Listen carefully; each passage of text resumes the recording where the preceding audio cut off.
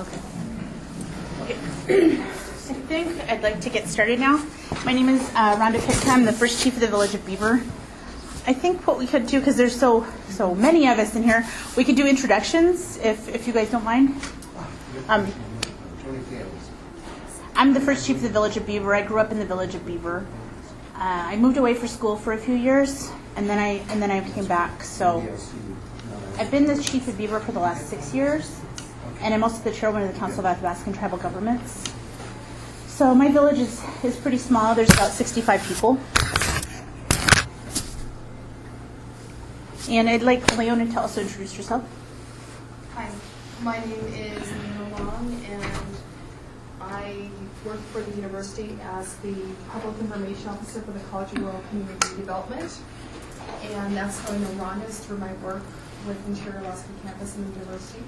And this, I just want to make it clear that the opinions that I express in this presentation are not connected to my employer, my boss, Ron Peters, and this was on me. So just a disclaimer on behalf of the university. Hi, my name is Jessica Black, and my family's from Fort Yukon, and I also grew up in Enana. I work for UAF, so I'm here to support my colleagues. But also, I grew up in a small town in a small school, and I had, even though there was challenges, I was underprepared for college. It doesn't really matter to me because what I got was my traditional education with my Western education. So when I graduated, I knew how to do math and read, but I also knew my Indian songs and our cultural ways of being. And if we don't have our small schools in our villages, then our kids miss all of that traditional education that they get in their community. So I'm a big supporter of small schools. My dad has been a teacher for 35 years. So education is really important, and that's why I'm here. Hi, my name is Marion Waigri. I'm originally from St. Lawrence Island, Sarunga. I went to high school at Mount Edgewood.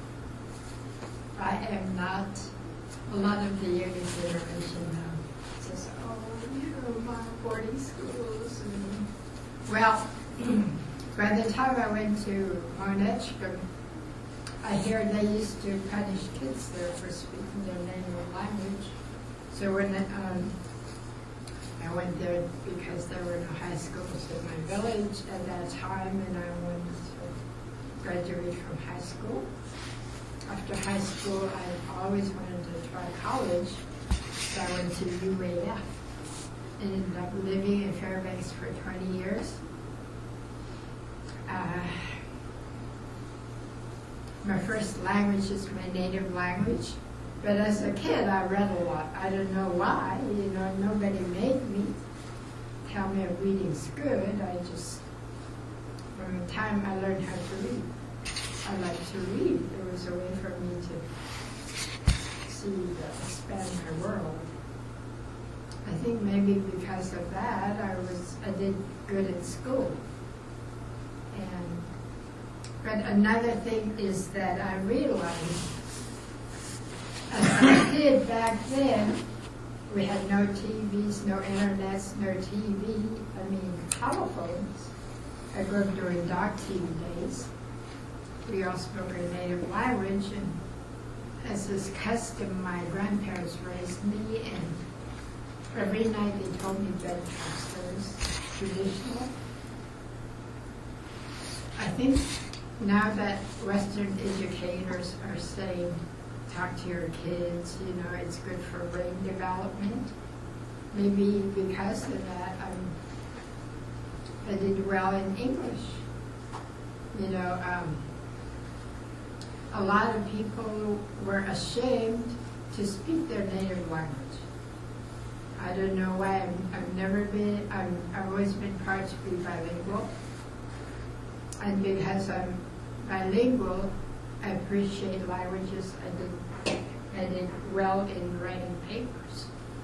You know, and linguists are now saying that people who are bilingual or speak more than one language do better. You know, and I've always wanted native teachers, even as a kid. Definitely. Always hungry for positive native role models. Thank you.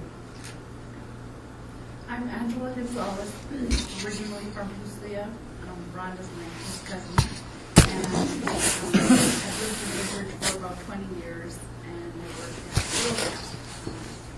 I also have a blog, Asking Woman blog. My name's Jenny. I grew up in Anchorage. My mom's family's from the UK. I live in Juneau, radio station. Well, nice to meet you. Thank you. Come in. I'm Fred John Jr.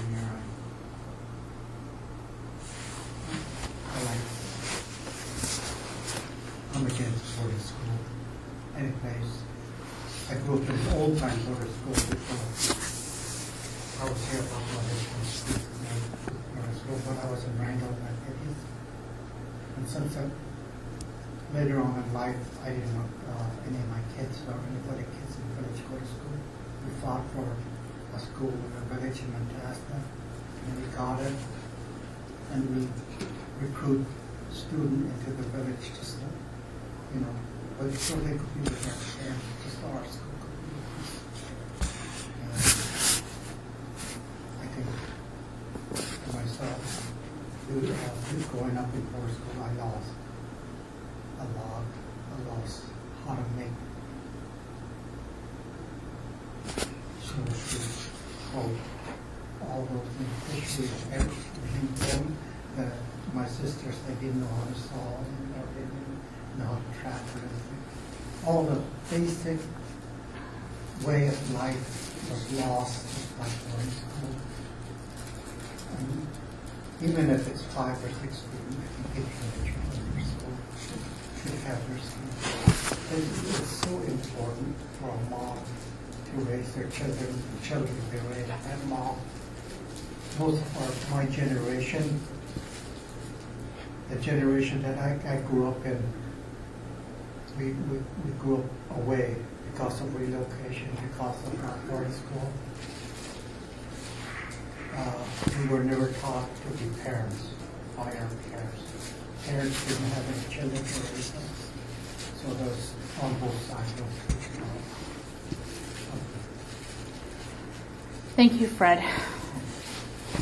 He said it so much better than I ever could.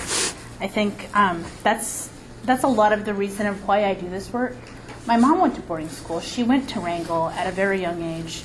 You know, being 7 or 8 years old in a school like that is pretty damaging. And, you know, we feel it today. Our parents didn't know how to raise kids. My mom always teases me endlessly about reading a book to raise a kid, but I never really knew how to raise kids either. So she's always like, put that book down. And I was like, okay, whatever. But it's one of these things that, you know, it's really important how we choose to raise our children. You know, what are we choosing to have them be important to them, you know? She was really hurt by being in that school. And so was my dad. They were both in schools at a very young age. And it's sort of so that's kind of why it's really important to me. This last year, this is our presentation. It's very lovely. Thank you, Leona. So our school count in Beaver fell to 8.5 students for the count. We were supposed to have 11 students at the beginning of the year, but due to some custody issues, they didn't come to our school until December. So this is why our school count fell low. Well, we won't receive any funding from the state of Alaska this school year because our funding fell below 10 students. So the school board had to make a decision in December on whether or not they would keep the school open for the rest of the year. So it is a lot of money for a school district, and it's not like they're rolling in cash. So I wanted to, really be fair to them, but at the same time, my back was sort of against a wall, so I really had to fight. They had to take money out of their reserves, so it would put them in a position where they would have to make some really hard choices, and they did. They made a really good choice this year. It's there's 20 days in October where students are counted all over the state of Alaska. We've requested an alternate count, but we haven't heard back from the state of Alaska yet, because right now we do have 11 students. So, this is our school. It was built in 1985. Before that, we lived in an old BIA school. That was the school that I went to. This is a 2-classroom school with a shop. We have a really good teacher in our school. He's brand new. He is a combat medic. He was in the war, and he wanted to move his family to Alaska to, I guess, have some great Alaskan adventure. So that was really cool. They're really nice people, and he has a young family. They're really young people, and they're nice. But we really want to ensure that our students have a quality education in our hometown.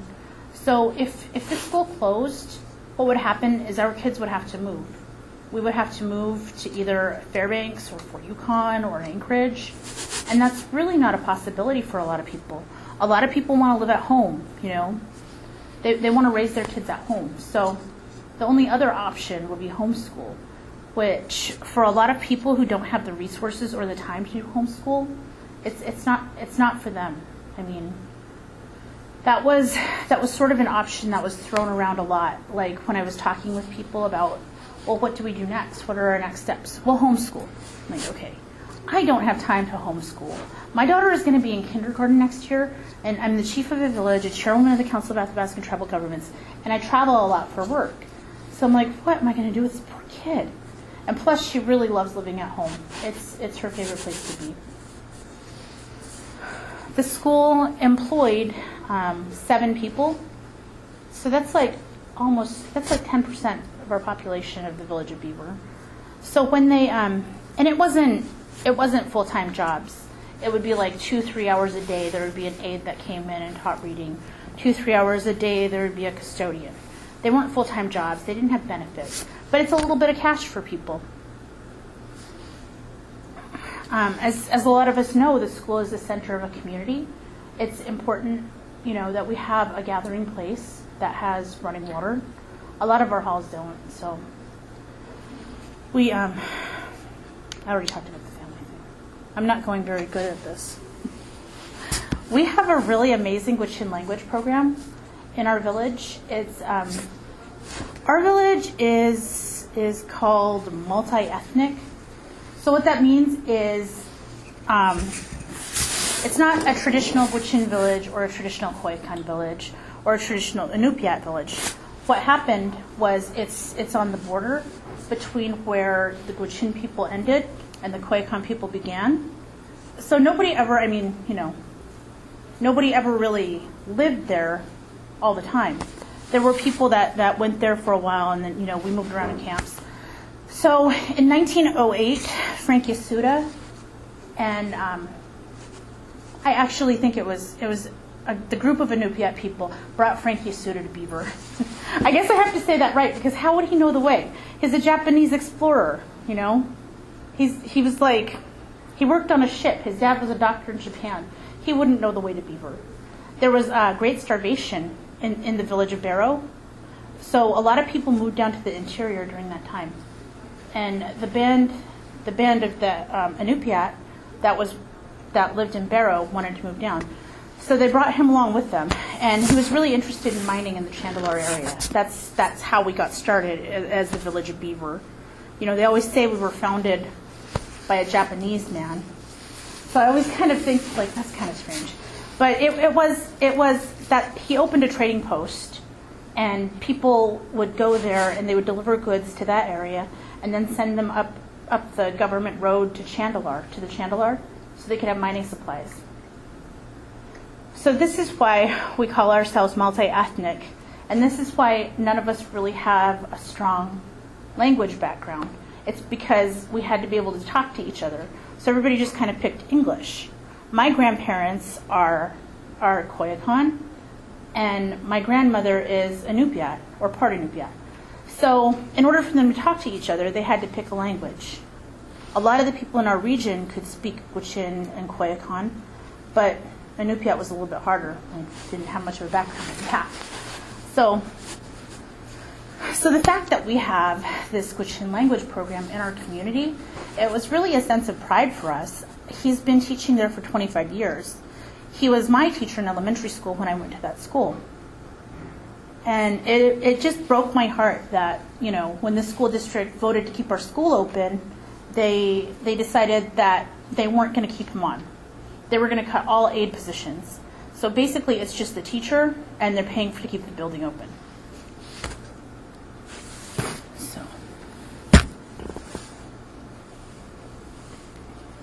Oh, this was my presentation for the school board. I was like, wow, Utilidor, I put it in there? No, I didn't. So this was my presentation to the school board. A lot of what they were talking about was related to money. So I wanted to prove to them that it would cost them more than it was worth to close it. So we have this Utilidor line from back in the 1980s when oil was like $1 a gallon. And the school heats that line. So if you closed it in the middle of winter, they'd have to like shut down and do all this stuff. And it's not really possible to do it in the winter.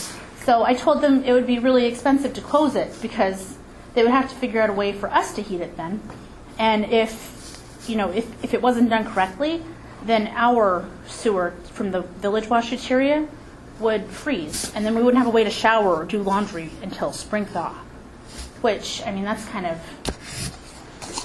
not the greatest situation. A lot of people in our village don't have running water.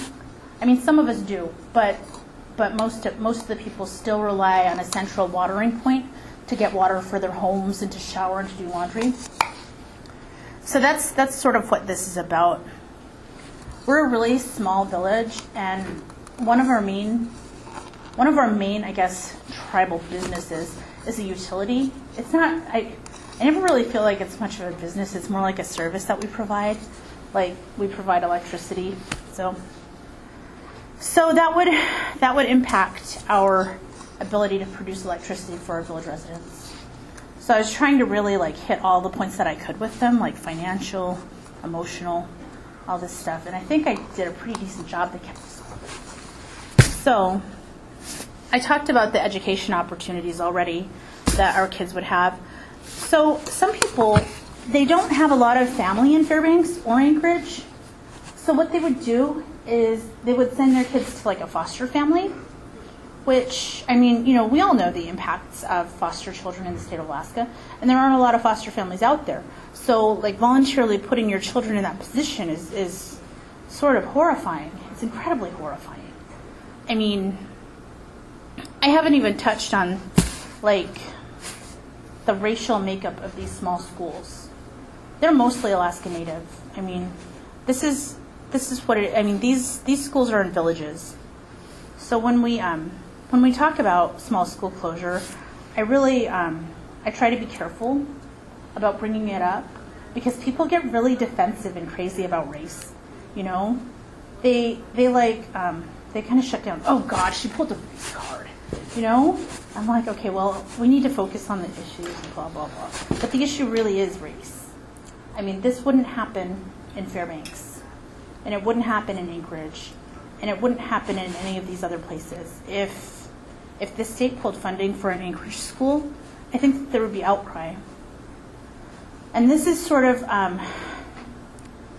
so I talked to a lot of people about this all year long because it's been stressing me out incredibly. I really want my daughter to go to kindergarten next year in my village. And I actually talked to Leona, and she was probably like the only person that didn't pat my hand and say, well, that's just terrible. I'm so sorry. You're in my thoughts and prayers. You know? So So I felt like, okay, we could do this. We could have this plan of action. But I was like, I don't know anybody in the media. She's like, I do. I know how to do that. I'm going to do that. She was mad. And it was pretty amazing.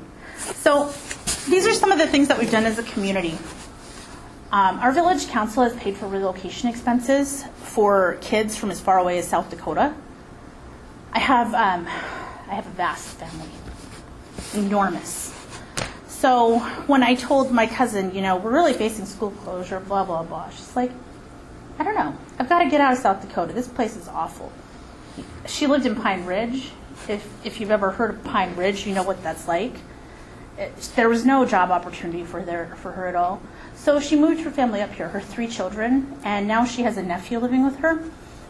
So we paid for those expenses and recruited them up here. And now she's training to be a health aide for a community. So it would be even, in my mind, it would be even more awful because then we would lose our only healthcare worker if she had to move back to South Dakota. We've worked with the Council of Athabascan Tribal Governments and Tanana Chiefs Conference to bring jobs to our village, like the health aide, behavioral health aides, environmental workers, grants, contracts writers, all these little jobs that you can have in a village. We've tried to do that as much as we can.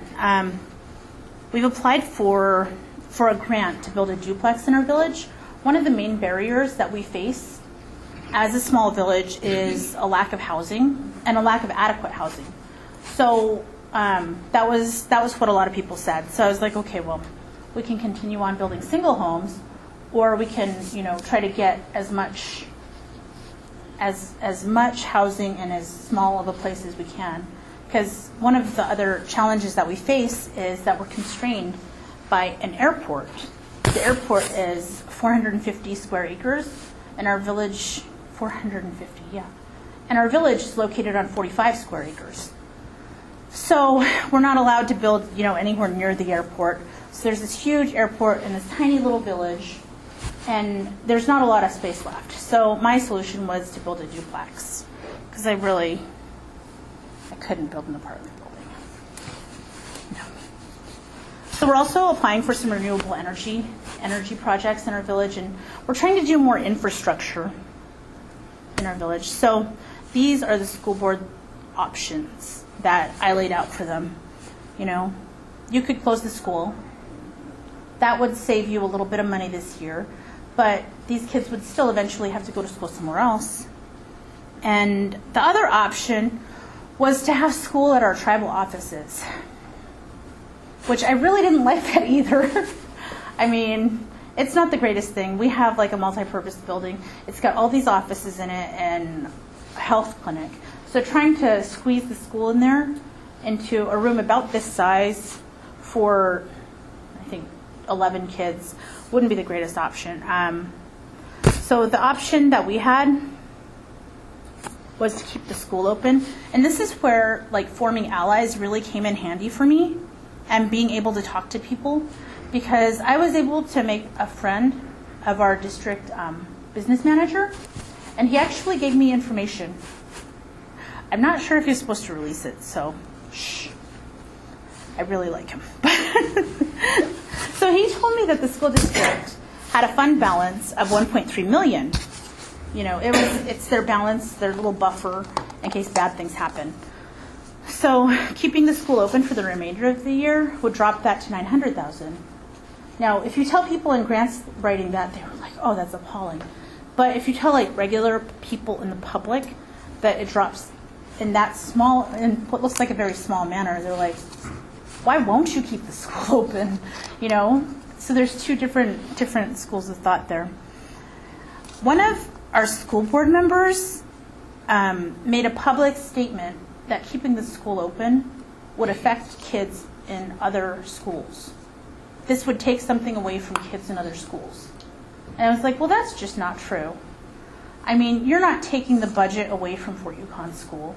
You're not taking a penny away from the Fort Yukon Eagles. It's going to be okay. I mean, the kids in Rampart are still going to get their books. So, I mean, that argument just really kind of angered me, or motivated me, I guess. So the school board needs to come up with a plan on their own. I mean, what they say is, the community needs to come up with a plan. No, it's a school board issue. They need to, get their stuff together and make a plan. So they need to increase attendance because across our school district, we have dropping numbers like every year. Every year we lose more students. Right now we're at 265 for this school district. So one of the plans that I'm going to be partnering with them in the next year is to write more grants for vocational centers. So we can have a vocational center for our kids to stay in our area so they can go to high school and still have opportunities like they would in the bigger schools. So that's what CATG is working on with them to do. So hopefully those types of plans come into fruition.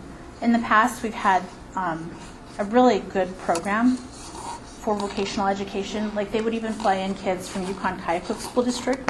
So they were able to form partnerships with all these other school districts. And the kids really liked it. They got to meet a whole nother list of kids. I'm talking way over my time. Okay, so strategy. So part of our strategy was to write letters to the school board there's back there in water. Go for it. Write letters from community members, aka me. So I attended that school board. I asked Victor Joseph, the president of TCC, to come to Fort Yukon to testify to keep the school open, and he did. I actually flew with him over there because there were no flights open that day, so it was pretty fancy. I felt really fancy. I showed up in a charter, a big airplane. It's like this is how I roll. So one of the things that Leona is going to talk about in the next slides are contacting the media and doing interviews. I was really nervous to talk to the media. Like it's very daunting to go and talk and try to tell your story. But they want to hear stories, they want to hear people. So that's sort of what Leona helped me with, and she practiced with me and we did these practice sessions where she'd have a camera and she'd be videotaping me. And I don't even think that I've watched the video yet because it sort of makes me squirm still. But this is sort of, my big strategy was enlisting the volunteer time of a public relations expert. So these are some of the stories that we've done, and I think this is Leona's time now. Thank you very much. Thank you for having me.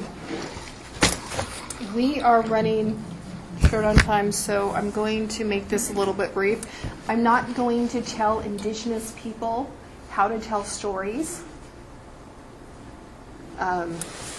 You can tell me how to tell stories. But basically, what this presentation is about is applying the innate storytelling techniques that Indigenous people have and sharing it with the media so that you can get support. And a news story is timing. There was a sense of urgency because I believe our first news story was February 1st or 3rd. And then 2 weeks later, we were having a school board meeting. Oh, November 1st. Yeah. But I think I got in there I was towards the end, but it was, and Prominence, who are the characters when you see something in the news, sometimes just because people are famous, like Donald Trump is in the news, it's because, he's Donald Trump. And human interest, you have to capture the emotions and what's interesting. And the significance of the story is there's a school that's going to close, and children, it could rip apart families.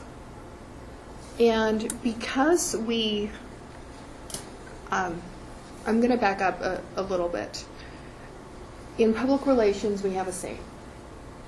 Does the national news is defined as, does a housewife in Iowa, or in my case Utah, care about this story. And that's how I got really involved. Is Rhonda and I were talking, and for some reason I mentioned it to my mom, and she's like, Leona, you need help. Can't you do whatever you do in PR?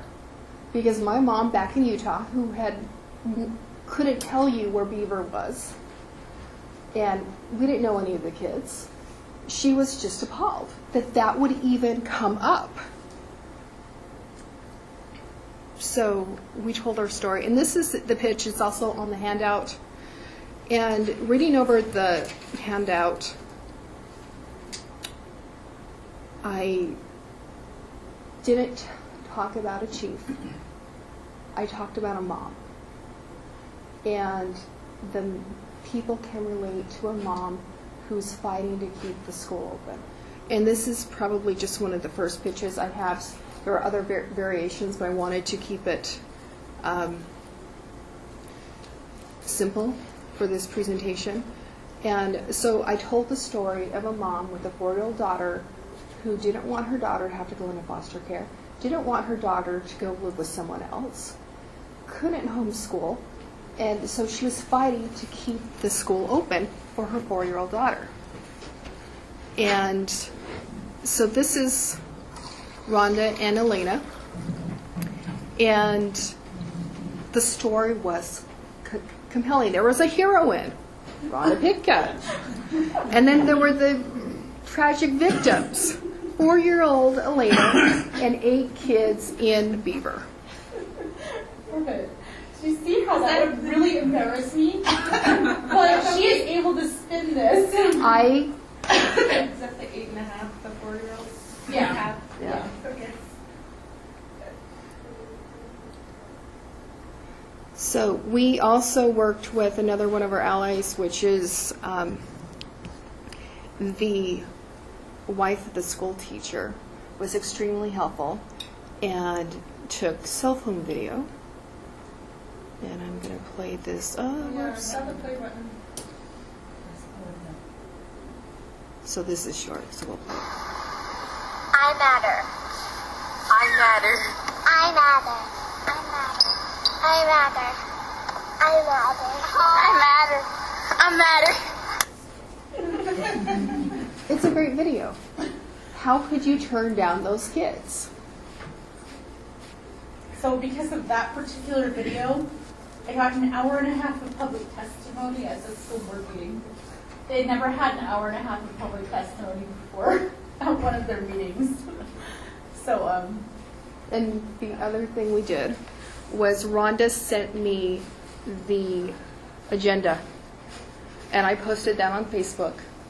And then I wrote out the number, and then I posted on my personal Facebook account, and I tagged anyone who I thought would be interested in commenting or sharing. And there were 28 people that shared my post, and we had an unprecedented hour and a half of public testimony, including myself. I called into sick at work. And the other sneaky thing I did was I got reporters to call and listen in. It's a public meeting. So Rhonda and CATG had arranged for the KZPA, the radio station, to play it, to air it. And then I also got the Alaska Dispatch and the Fairbanks Daily News Miner and a national newspaper that I'm still kind of working on, so I won't talk about it too much. But they called in and they listened to it. And I was texting Wes Morrow at the News Miner, and they were pretty disgusted because how can you do that? So we did. And unfortunately, it's probably bigger news when a school is about to close than a school staying open. But we got front page twice in the News Miner. We got the front page of the news section in the below the fold in the Alaska Dispatch. The Fairbanks News Miner, because I forwarded on the information to Tom Hewitt, who is the editorial and opinion editor. He wrote an editorial on behalf of the Newsminer, supporting keeping the school open and supporting our small schools. You can't buy that kind of coverage. You just, and even if we could, I couldn't afford it. no, there's no way. So, Rhonda, I'll play Rhonda's interview. Why is it this? This is the Fairbanks Evening News.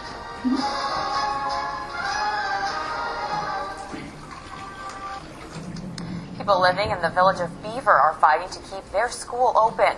The school only has funding through the end of this semester, and with only 8 students is too short of the minimum needed to get state funding. Rhonda Pitka, first chief of Beaver Village Council, is leading the fight to help keep that school open until the end of the academic year. Her daughter Elena is 4 years old and starts kindergarten next fall. Elena and another student will increase the student count to the required 10. The Yukon Flats School Board is meeting tomorrow at 2 to hear testimony from those advocating to keep the school open through the end of the academic year. Pitka said a legislative proposal to raise the number of students to over 20 for a school to get funding would impact at least 60 Alaska villages. Yeah. It would either force children and their families to move or homeschool. And then the third option would be sending children, into foster care so they could go to school. That's not the best option ever. It's sort of a horrible option. So if you remember from the pitch that I sent, they picked up on everything. A mom leading the fight, a 4-year-old daughter who is going to start kindergarten, calling in, and my regret is that I had 2 weeks, and I didn't have enough time to do what I really wanted to do and have more outreach. And it was a crunch. But we got 2 front page stories, the Newsminer, statewide public radio. We got the Alaska Dispatch News. We got interest from a national news reporter, and then Oregon happened. The radio. Yeah, and then, statewide radio, APRN. So we did well, and we did that by telling a story. And so if you want to do this, and my card is over there, it's also on the handout. If you need some help, email me. And I can help. But the number one important thing when you talk to a journalist is a story. The ultimate compliment that, as a public relations person, that I can get from a member of the press is, "That's a great story." Angela works in PR, and she's nodding her head. It is. So tell a good story. And then make it short. 1 or 2 paragraphs. I didn't send out a big, long thing. I just sent out just enough information to get them interested. And build relationships. And I knew from my work that Tegan Hanlon and Wes Morrow were the education reporters for the Newsminer. I knew that Dan Bross with KUAC would be my in into the APRN.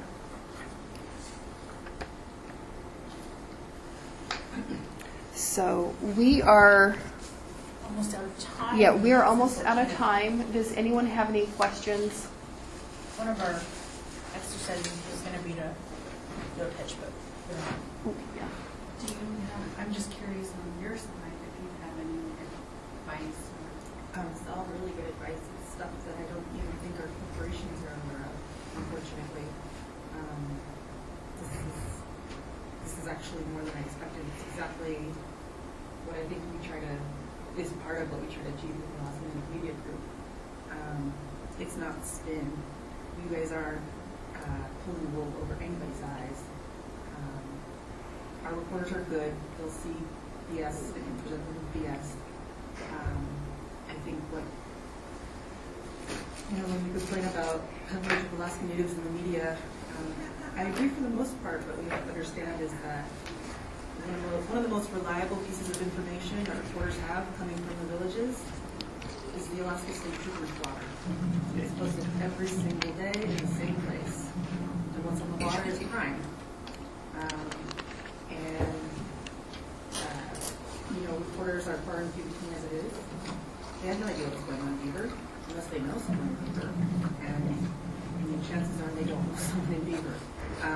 So I think I wish there were 100 more people here to listen to this, because this is exactly what Alaska Natives need to know about dealing with the media. This is how you empower yourself to put yourself.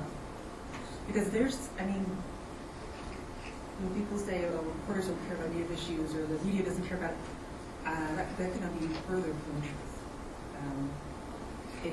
It's just not true. And if anybody called me up today with a story with the hero, the characters, and laid it out for me in an easy way, boy, I would take it just because I've got one day to do a story. That's thank you for the help. I don't have to research this one for days. And this is all exactly a fantastic way to reach out. It's everybody should know this, because I know journalism isn't really something that our culture knows firsthand. It's not something. It's a very Western thing, and it's just a different way of communicating. And I think if everybody knows this kind of stuff, man, the things you could fix, is incredible. And it's just a matter of reaching out and knowing how to reach out. And this is pretty much it. I mean, this is exactly what everybody should see. You just made my year.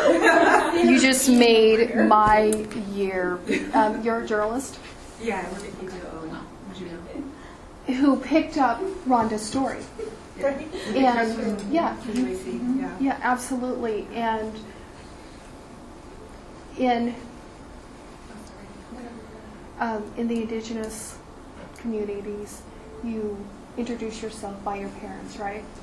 My parents are great people. You don't know my parents, so I represent myself by my boss, and I hope that doesn't embarrass him or make him roll his eyes. But when I say the name Yvonne Peter, people think I'm brilliant. And the irony of that is, do you know who thinks I'm the most brilliant? My white colleagues at UAF in the public relations department. And when I met with Yvonne, because I'm the first person who's done any of the public relations on behalf of the rural campuses, and that pissed me off because every other part of UAF has public relations except the rural campuses and the Alaska Native programs. I'm going to end it there because then I curse and I cry and I get all upset. But I promised Yvonne that I would not be a spokesperson. My job is to provide a platform for our students in our programs to tell their story. And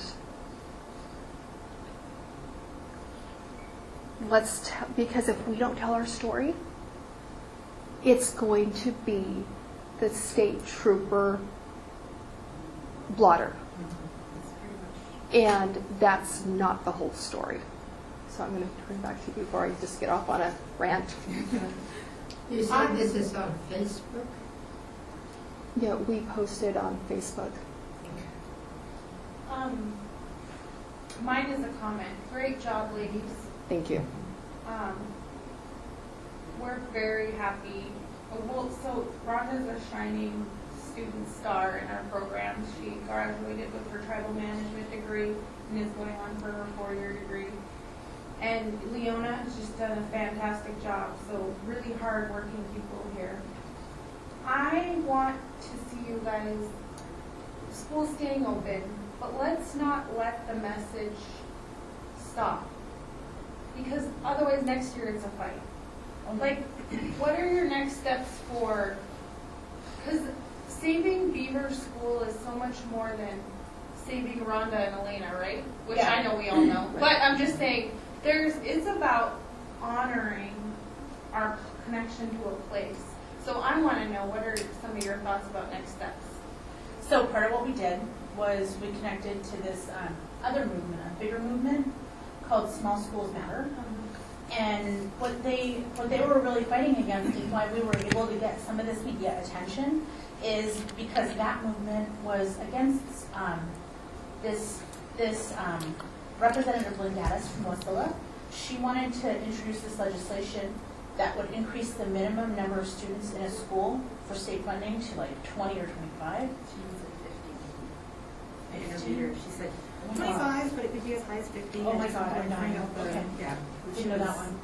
So that would, if it was increased to even 20, that would close 65 schools in Alaska.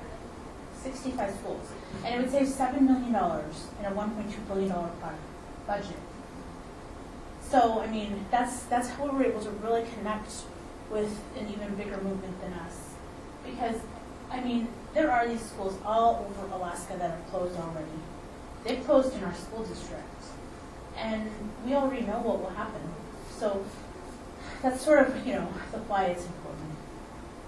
I can tell you where I would think, like as a reporter, you would have to take that, is to continue feeding those stories about positive things happening in small schools. Whether it's newsworthy or not, sometimes it's, it's great to just share a story like, hey, our kid went to the state spelling bee and they came from, not knowing how to spell cat a year ago to, just stuff like that. Things that you find, that you celebrate in your community. And then you have to show up. You have to show up. I will not speak about anyone specifically, but I can tell you that your lawmakers are not doing a good job. Not even your native lawmakers. And this was a discussion 2 years ago during the legislative session. There are 2 Alaska Native senators on the Senate Finance Committee, 2 natives. And when they were having this discussion about school funding, there's a couple people on that committee who really advocated, like, we need more regional schools, we need more boarding schools, we need more this, we need more that. Not either of those native senators said anything about the history of boarding schools in this state. Neither of them spoke up. You have to tell that story because you can't rely on your lawmakers right now. They're not, maybe they're doing some things right, but I can tell you that when that conversation came up and they had the opportunity to really stick it to them and tell them how wrong they were for even considering this, for even speaking about it without being respectful for the long and painful history we have with boarding schools, they failed every single Alaska Native. You can't rely on your leaders to do this stuff for you. Because those are the only people that are talking to the media. And if you think coverage of Alaska Natives is skewed, I can tell you that's a big reason why. Because they're not hearing from real people. And that is in... Losing a school or anything, you have winners, you have losers. Beaver. School usually is a cultural center, kind of like the center of the whole village sometimes, especially a small village. When that school goes, you probably lose your village. The village probably get up and people start moving into Fairbanks. Fairbanks probably be the winner by getting more money for each student that come in to them. Indian money I'm talking about. Every time an Indian kid go or a native kid go into school, the parents sign. So they get more money. Population increase in Fairbanks by 20. More money coming from state, from federal government. They gain stuff like that. And here, this village of Beaver lost their culture, lost their the kids, and it'll be really hard to go back there. Thank God that Rampart got their school back, so that people could go back there. But that we got to continue to try hang on to.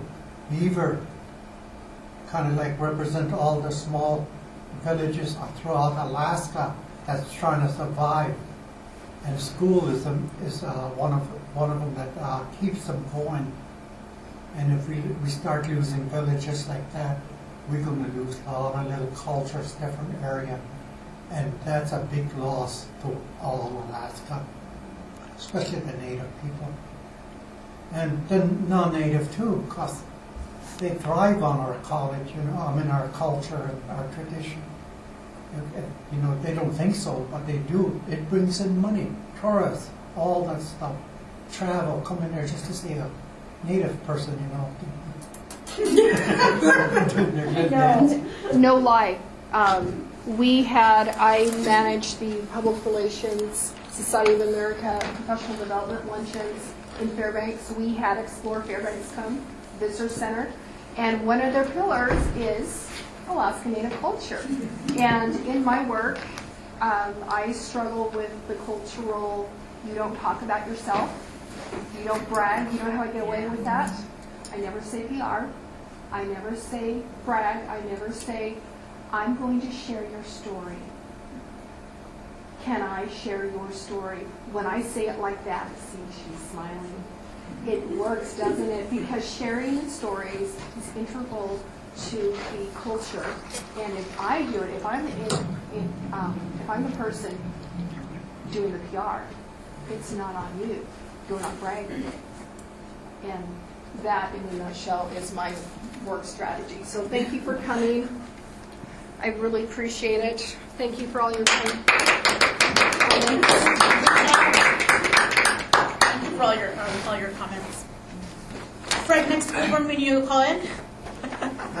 You'll call into my next school board meeting? Fred's going to call me. You'll call into my next school board meeting? Your comments are really good. Thank you. Just Facebook him. Should have write a letter. Yeah. Hit me on Facebook. I'm the elder there. Good comment. It's a good human interest story. I'm glad you're trying to teach your language. I'm a great example of a boarding school kid. I left home. I've been gone since then, since I was a teenager. I'll go to the bathroom. I don't even know how to catch fish. Oh, shucks. I don't know how to do none of that. I don't know what different kind of fish are. I'm only good at writing and talking, and I joke about myself, and I say, I'm a supermarket native. I don't know how different kinds of salmon are, and even white people say, what kind of native are you?